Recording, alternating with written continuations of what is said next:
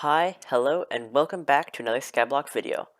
My name is Osas, and today we will be talking about AH flipping. Yes, there are tons of guides out there about AH flipping, and yes, I am still going to make one. Hey, so I have a question for you guys, and it's pertaining to what the future of this channel will be like. There's really two options for this. The first option is that I continue making content 2 times per week, and they would just have less thought put into them and less work put into them, and be not as quality of content. Or I could start doing weekly content instead, and have those videos be like a guarantee that if you watch them, they will be quality content and they'll be worth watching.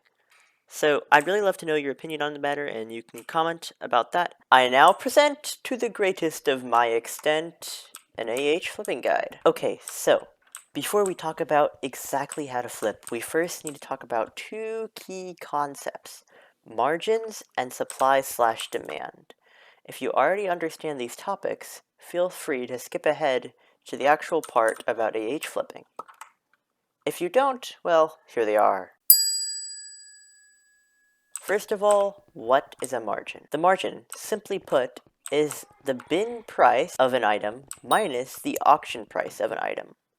The higher the margin, the better, but dividing the margin by the price will give you a kind of auction flipping score that will more accurately tell you what to flip. Let's say there's two different Gilded Midas swords. The first Gilded Midas is going for 130 million coins on bin. The second one is going for 120 million coins on AH. That is a 10 million coin margin, which means you can make 10 million coins from flipping this item. So you might think that that's so much better than something like a Fish Affinity Talisman, where the auction's ending soon price is 95k, but the bin lowest price is 109k, because that's only 20k as opposed to 10 mil. However, you can flip more than one Fish Affinity Talisman, while you could only flip probably one Midas Sword.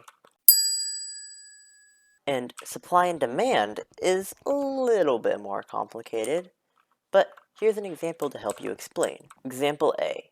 You have one buyer and one seller. The seller sells at a minimum of 5 coins for one bongo staff, and the buyer wants to buy at a maximum of 5 coins for one bongo staff.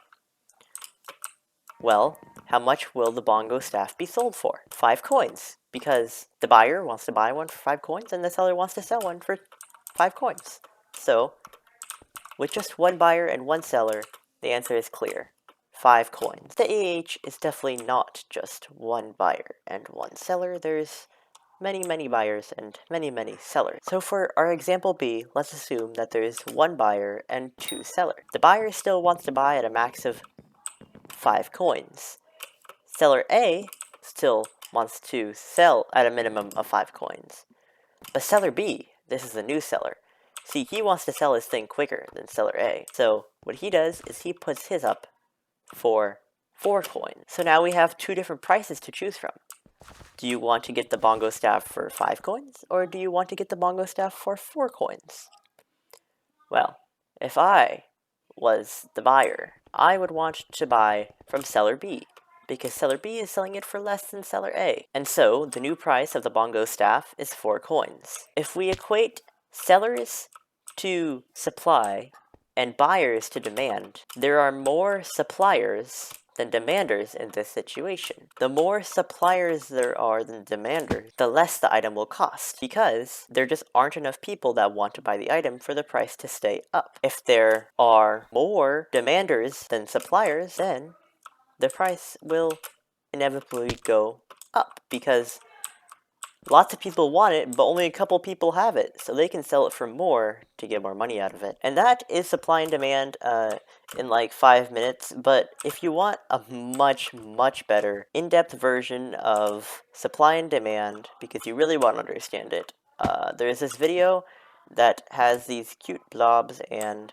go watch that. It's great for supply and demand. And now you are going to want to find the item that you want to flip. For this example, I will be using Haystring. The lowest bin price is 245k. and the ending soon auction price is 220k. That is a profit margin of only 25k, which is not very good.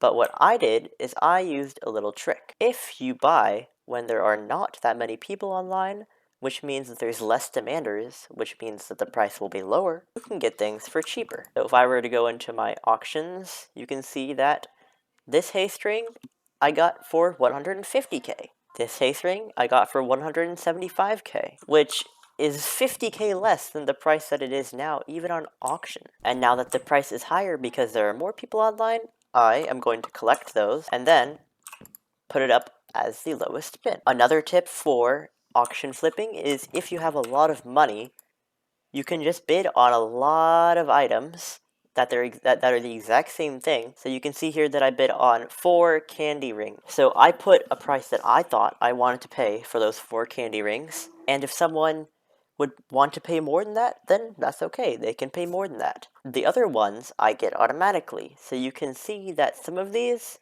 people bought for more. And so bidding on a lot of items that are the exact same thing for a lower, like 5 to 10% lower price, means that you will auto-snipe items, which means you can get even more profit out of auction flipping. And that's pretty much all there is to the concept behind auction flipping for this specific type of auction flipping.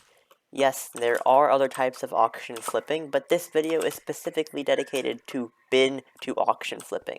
If there's anything else that I missed out on, please feel free to comment. And using these strats, well, you can get a small amount of items for super cheap, and then selling them back will net you lots of money. And with that out of the way, I have nothing more to say. See ya!